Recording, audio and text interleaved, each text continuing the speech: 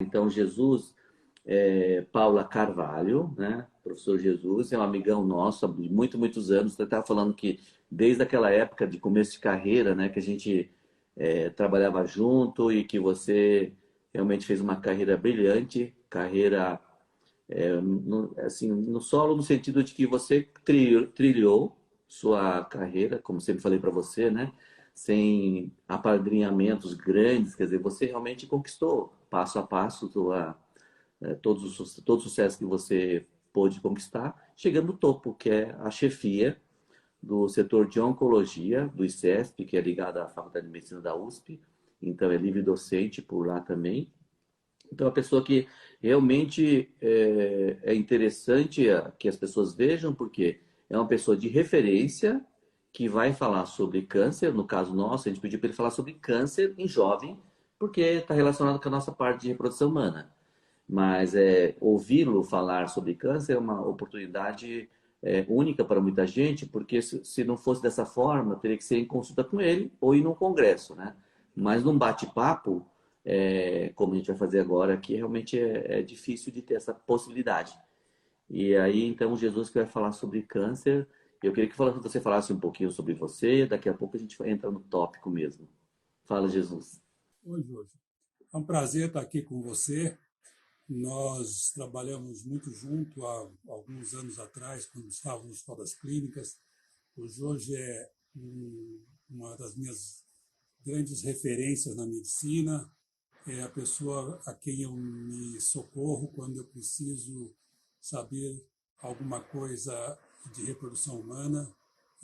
Então, faz um trabalho brilhante e é um prazer estar aqui contigo. Então, vamos fazer hoje uma interface entre a reprodução humana e o câncer, né? Ver o que a gente pode tirar disso. Eu estou à disposição de vocês. Então, vamos começar a falar. Obrigado pelas palavras suas aí, que realmente para mim, hoje eu digo que fico lisonjeado com isso, né? De tantos anos que a gente se conhece, né? A gente conseguir ainda falar bem um do outro, tá ótimo. Eu falar sobre câncer, né?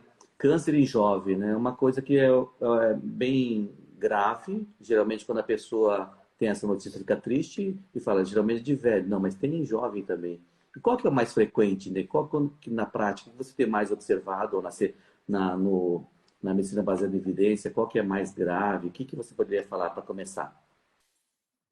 Bom, câncer normalmente é uma doença de pessoas mais idosas, mas ele também incide em pessoas jovens. E quando isso acontece, é dramático, né? Porque envolve, além da agressividade da doença, todas as perdas que eventualmente essa paciente pode vir a ter, do ponto de vista reprodutivo, sexual. Então, é algo que a gente tem que pensar também nesse lado. Se a gente for ver assim, vamos falar de câncer ginecológico.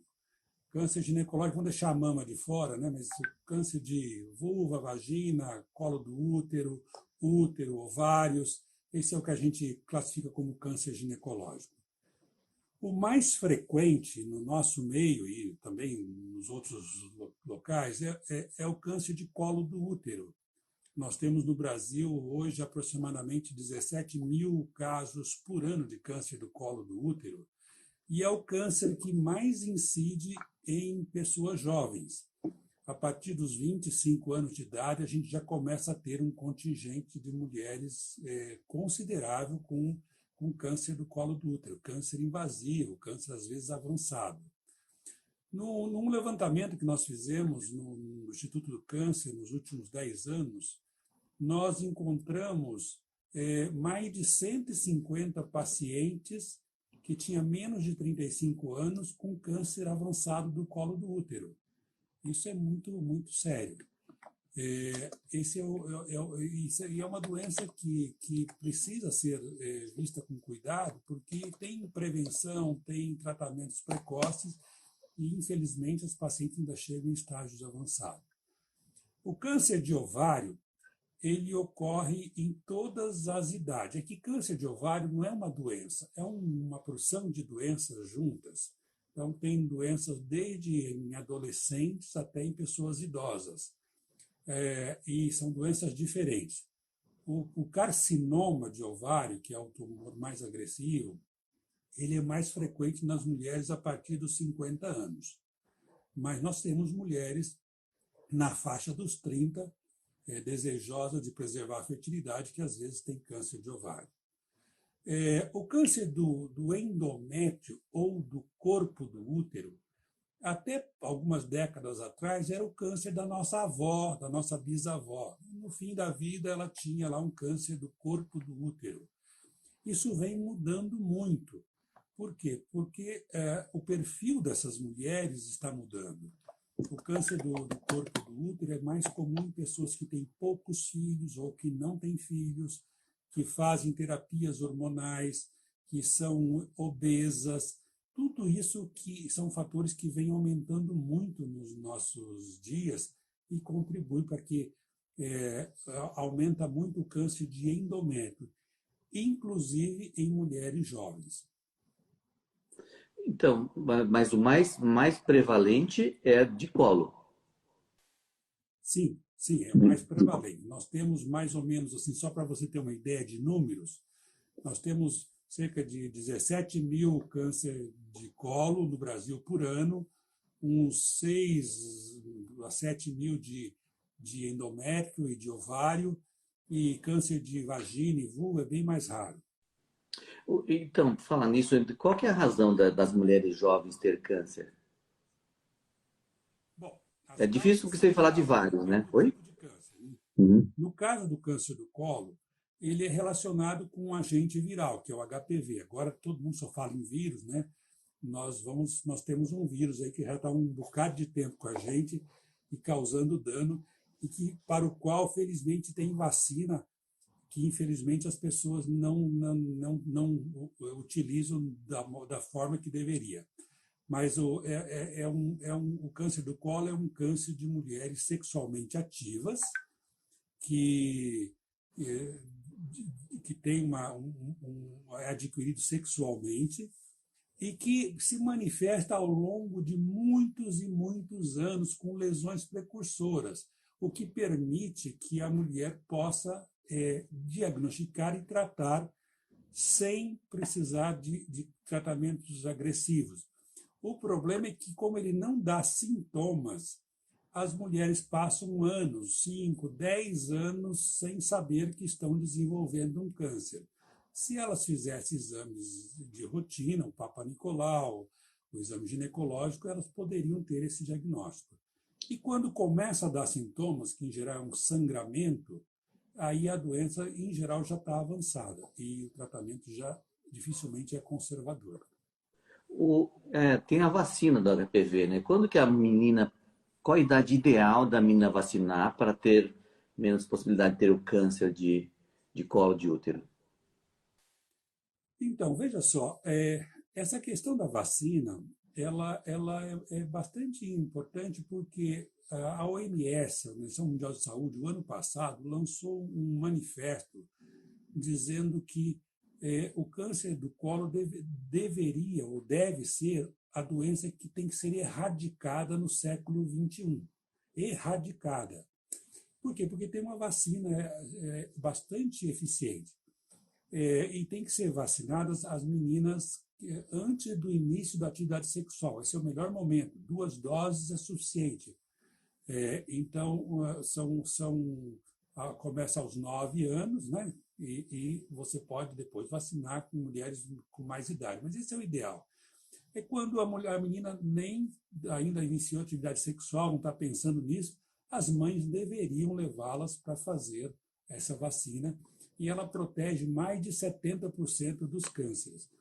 Tem alguns países, como o principal é a Austrália, que já até marcou data, 2028, eles esperam ter eliminado o câncer de colo do útero na Austrália, porque lá todo mundo vacina.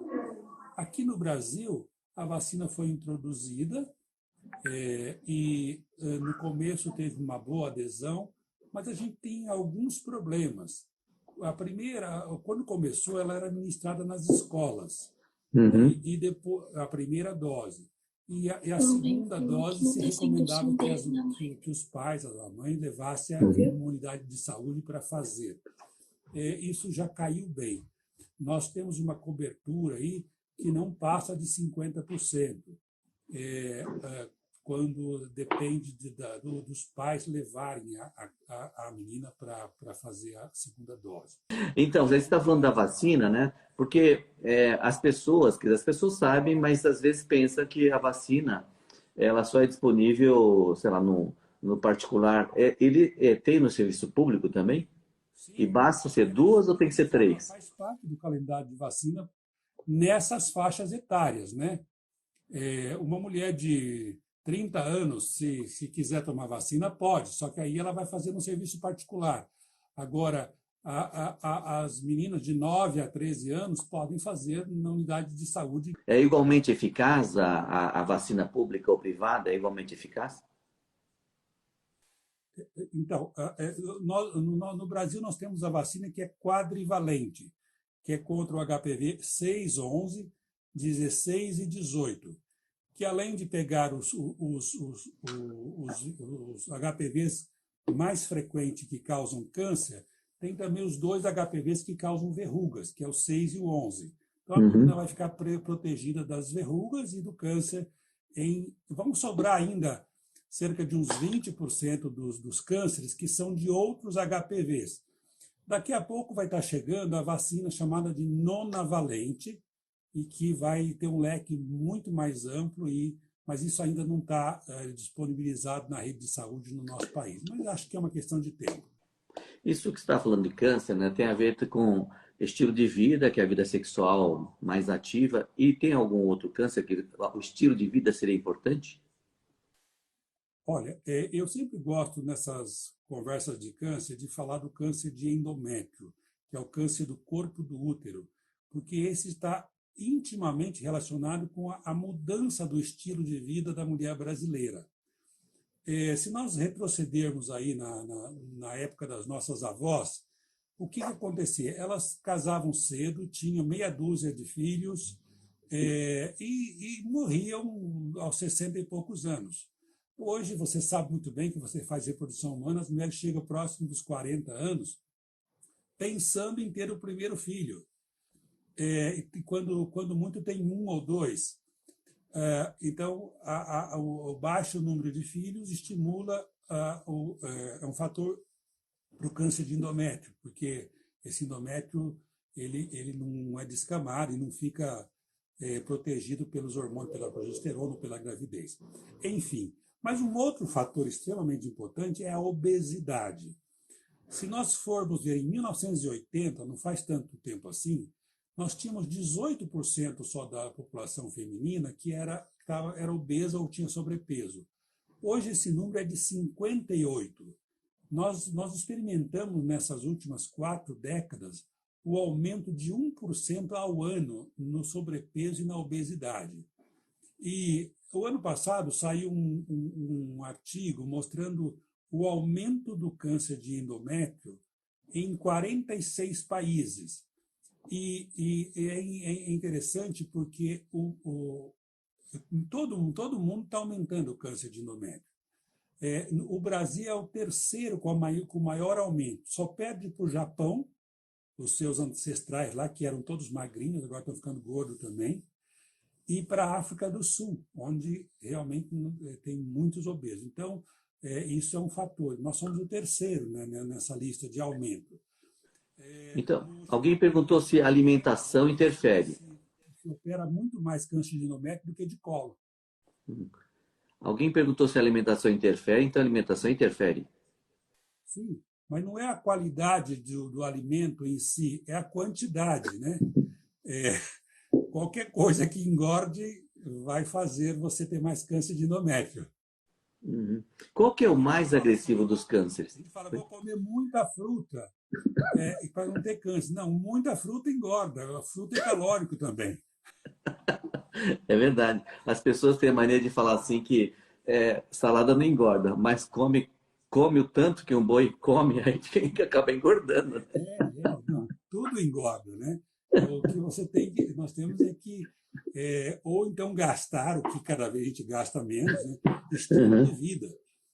Nós somos uma população de pessoas sedentárias, obesas em geral com outros hábitos, né? E isso precisa mudar, ou seja, o indivíduo, o ganho de peso, ele é prejudicial para uma porção de coisas, inclusive Até para a para questão. engravidar, realmente, até para engravidar as mulheres obesas, né? É, ela acaba tendo mais dificuldade. E uma coisa interessante, né, em termos de obesidade, né? Eu posso falar um pouquinho que eu sou meio gordinho, né? É que as mulheres, né, no programa de doação, a gente vê a altura, peso, tal. Quando a mulher que fala que ela é mais gordinha, que a paciente não gosta de falar que ela é gorda. Pode falar até que ela é feia, mas gorda não pode. Então, Não, essa questão da se obesidade você realmente quiser ofender uma incomoda. mulher, você pode até falar um palavrão, mas se você fala que é gorda, é pior ainda. É uma ofensa E homem terrível. também, né? Qualquer pessoa. É Não é só verdade. gordo. Como a gente está falando aqui em câncer, né, em jovem, e aí tem algumas cirurgias que são meio radicais, né? Aí, como que você faz isso? O que que você poderia falar? Que na verdade a gente não tem tanto tempo para falar, mas o que que você poderia fazer em Agora, termos de deixa eu fazer uma preservação da resumo, então, para fertilidade você. nessas mulheres, né? No câncer do colo do útero, que é o que onde eu acho que a nossa interface é maior, que as mulheres jovens vão ter esse câncer, quando a doença é pré-invasiva, ou seja, naqueles 10 anos que ela fica quietinha lá, é possível tratar com medidas ambulatoriais, ou seja, vai no consultório e trata. Mas grande parte das mulheres não ficam sabendo e a doença avança. Quando a doença avança, ela pode estar pequena e restrita ao colo do útero. O que eu chamo de uma doença pequena? É um tumor que tenha até 1 centímetro de tamanho e que esteja restrito ao colo. Estas mulheres com doença dessa forma, elas ainda podem ser tratadas com cirurgia que preserva a fertilidade. Ela vai precisar tirar o colo do útero, ou uma parte dele, vai precisar tirar os linfonodos para saber se tem doença lá ou não, e muito possivelmente ela, com esse tratamento, ela fica curada. O problema é quando a doença fica maior, ou seja, acima de 2 centímetros, e nós temos pacientes que chegam com doença de 5, 6 centímetros. Aí, ela nem cirurgia nós vamos poder fazer mais, porque a doença já saiu, já vazou do útero. Então, essas mulheres vão fazer radioterapia, quimioterapia, ou às vezes as duas coisas juntas. E na primeira sessão de radioterapia, a consequência é a perda dos ovários. Os ovários param de funcionar na primeira sessão de radioterapia, porque a radiação destrói os folículos. Então, você vai imaginar uma mulher de 27 anos com carcinoma invasivo que vai fazer ela estar na menopausa. E nós até conseguimos tratar o câncer dela e curá-la. Mas essa é aquela mulher que vai ficar o resto da vida reclamando que não consegue ter uma relação sexual, que tem sangramento, que tem dor, ou seja, as sequelas são muito físicas, são muito importantes. Sem contar sequelas emocionais. Imagina uma mulher que às vezes nem está pensando em casar, em ter uma relação estável e já ficou infértil. Esse é um grande problema que nós temos. E para isso existe, aí nós pedimos a ajuda a vocês, né? Nós já trabalhamos muitas vezes nessa interface de fazer as captações de ósseo, de fazer depois uma gravidez, um útero de substituição por aí afora. Mas é sempre uma coisa muito traumática. O, Pelo que está aparecendo assim na conversa nossa, acho que o mais importante é a paciente ir no ginecologista anualmente para fazer o check-up, não? Para que detecte o mais precocemente possível qualquer tipo de câncer, porque tem câncer de colo, câncer de endométrio, câncer de ovário, são vários tipos de cânceres. E eu acho que pelo que você está falando aí, acho que a lição, a mensagem talvez mais importante seja dentro dessa linha, não é isso, não?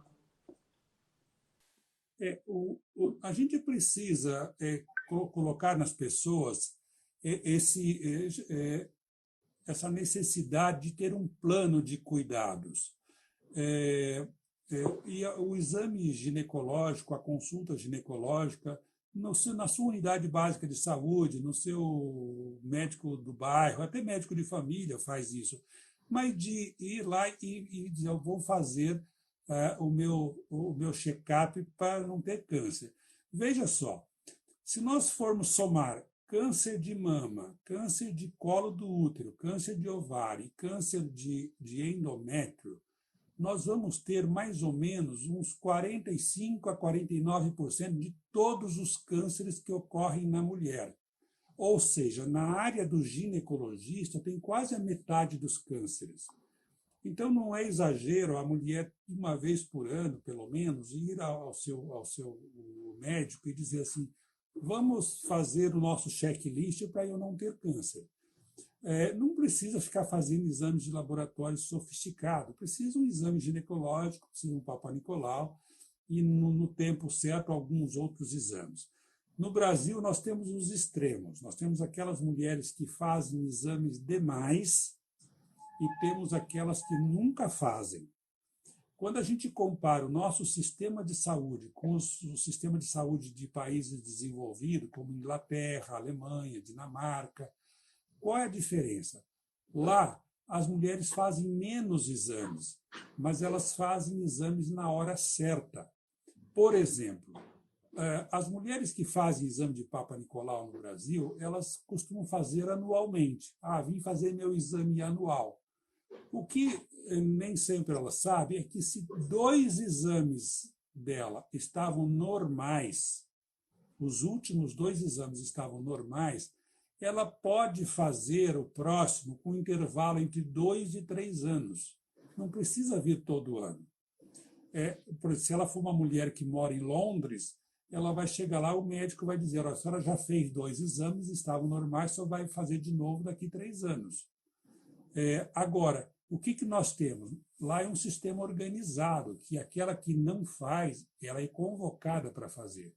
Aqui não, é que nós chamamos de sistema oportunista.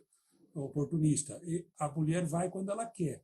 Então, tem aquela tiazinha que adora ir no posto, ela vai lá e fala, eu colhi o exame no mês passado, quero fazer outro. Ela faz mais um.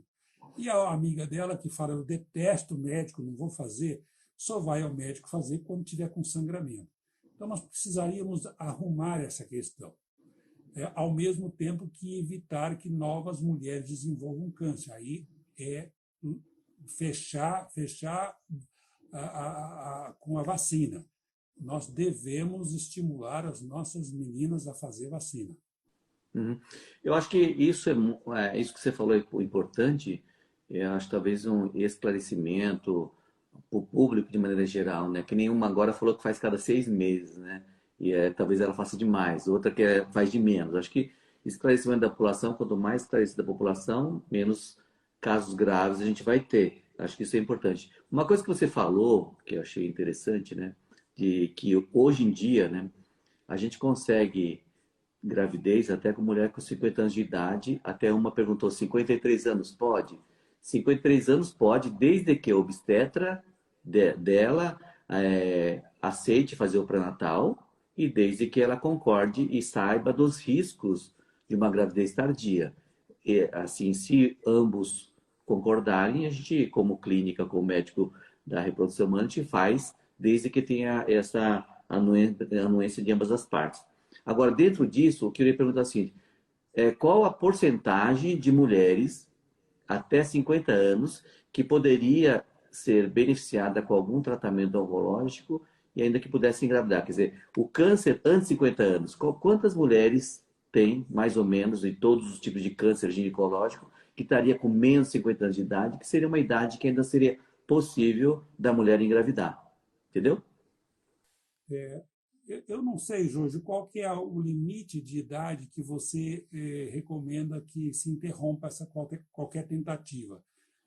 Mas, pelo que eu tenho ouvido dos colegas em hospitais públicos, né, vamos falar dos hospitais públicos, que é onde a grande maioria vai, 40 anos ou 39 anos já é uma data bastante... Então, na verdade, é assim mesmo. A minha pergunta é a seguinte, né? Realmente você está certo, 40 anos já é idade avançada, 50 anos no Brasil é o limite.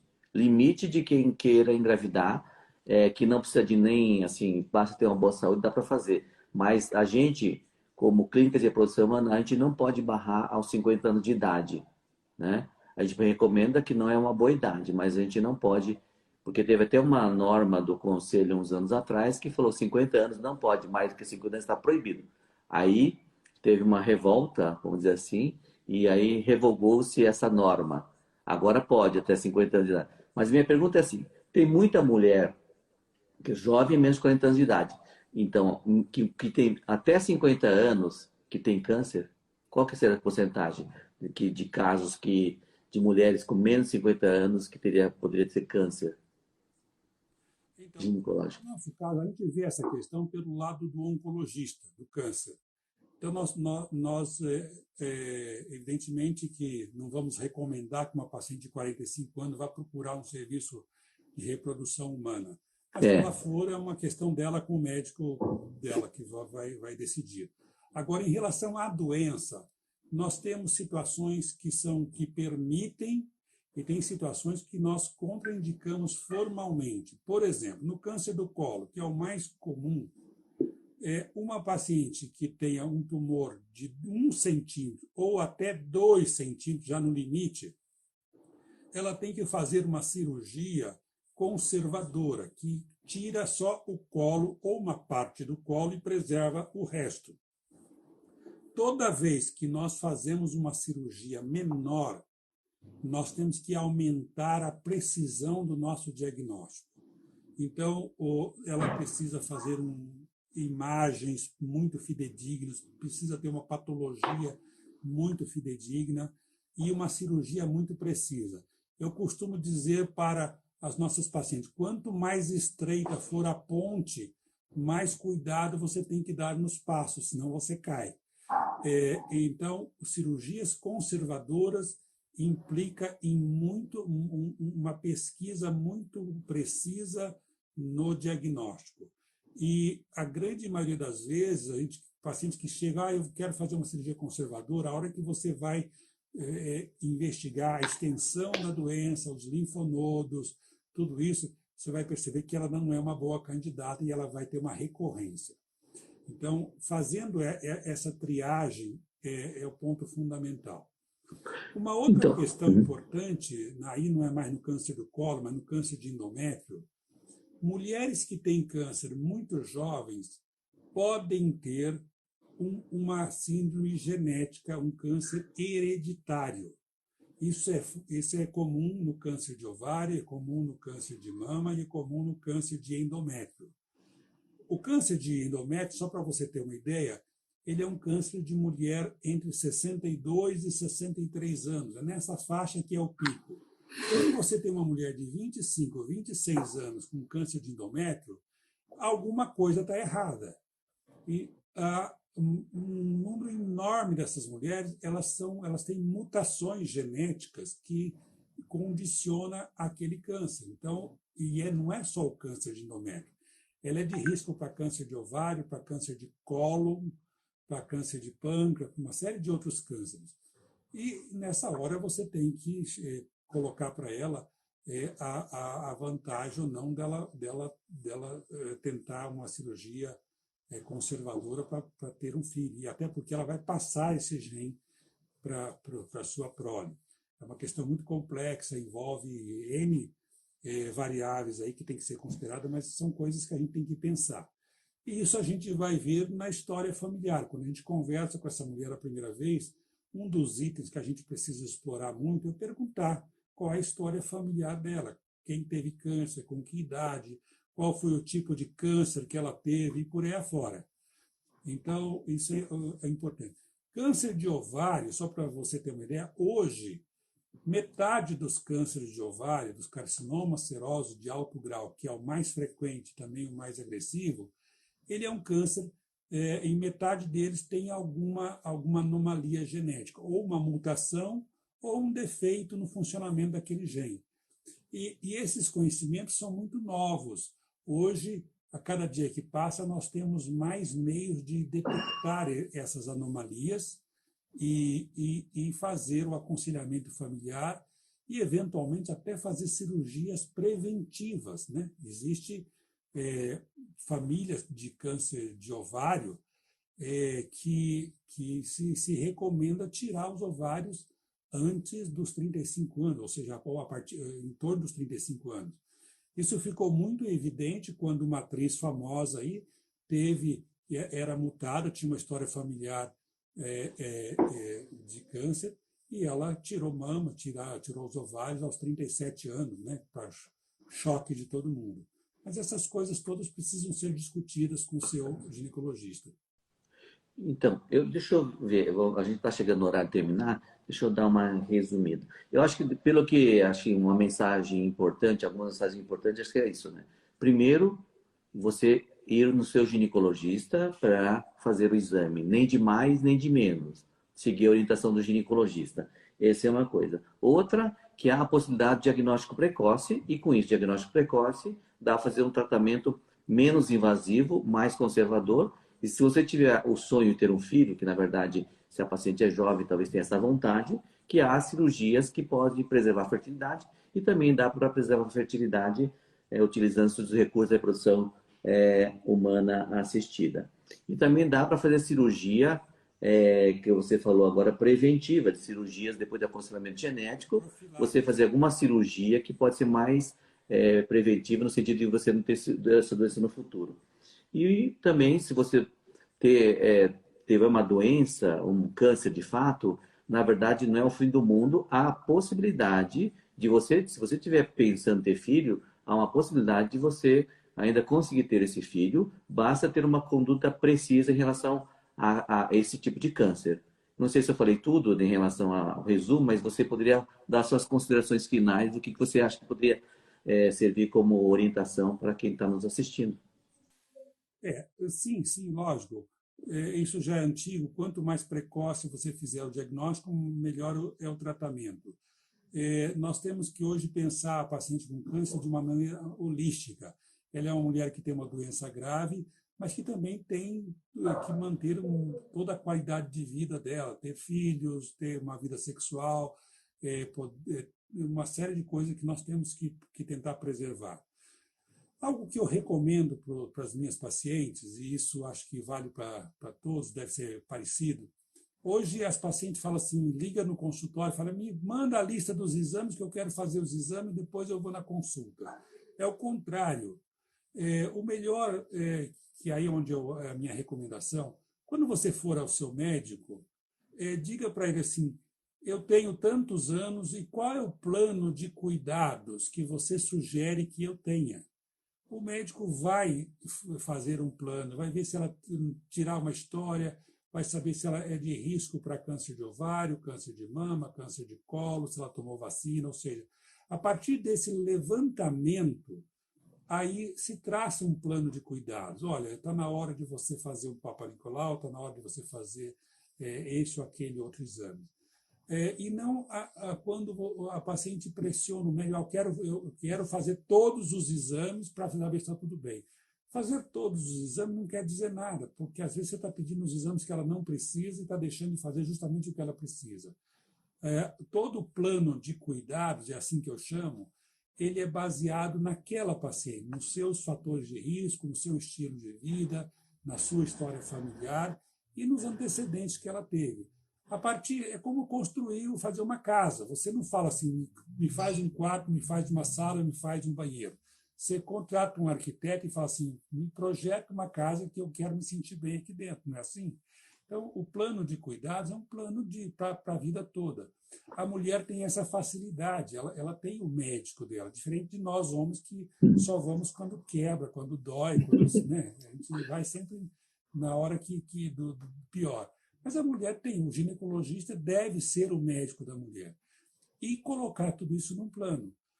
Com isso, a gente vai pedir menos exames, mas vai pedir os exames necessários e, fundamental, fazer o exame físico. Né? Não se começa fazendo exame sofisticado sem olhar. Eu acho que esse é o plano. Então, Jesus, quem entrou agora, eu estou entrevistando o Jesus Paula Carvalho, que ele é professor livre-docente da Faculdade de Medicina da USP e chefe do setor de Oncologia Ginecológica do ICESP. Então, uma pessoa de referência, um amigo pessoal que tem uma carreira brilhante. Então, quem quiser assistir essa nossa entrevista pode acessar. Hoje é muito fácil acessar tudo. É fácil também encontrar Jesus, é fácil me encontrar.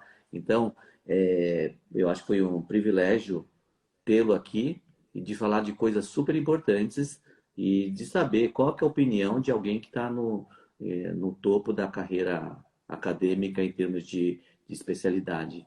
Então, fico feliz de tê-lo aqui e obrigado, Jesus, pela sua presença. Eu que agradeço, Jorge. Tá? Foi um prazer estar aqui com você em tempos de Covid, né, que a gente só vê as pessoas pela janela, passando lá longe, né, quando vê. É bom a gente estar junto de novo e sempre que você precisar, nós estamos à disposição aqui para fazer nosso bate-papo, essa interface. Muito obrigado a todos. Obrigado a todos, obrigado, Jesus. Quem quiser perguntar, tem maneira de perguntar, que tem muitas perguntas. Nossa, tem tanta pergunta aqui que não deu para responder, mas a gente pode, vocês mandam pergunta para a gente que a gente procura responder também. Tem várias maneiras de se perguntar, dá para ver no nosso Instagram, mandar por lá pessoalmente, né? Porque realmente agora não deu para entrevistar, não deu para falar tudo que a gente quis falar e não dá para responder ao mesmo tempo. Então, de qualquer maneira, obrigado a todos, obrigado, Jesus, e até a próxima. Um abração aí.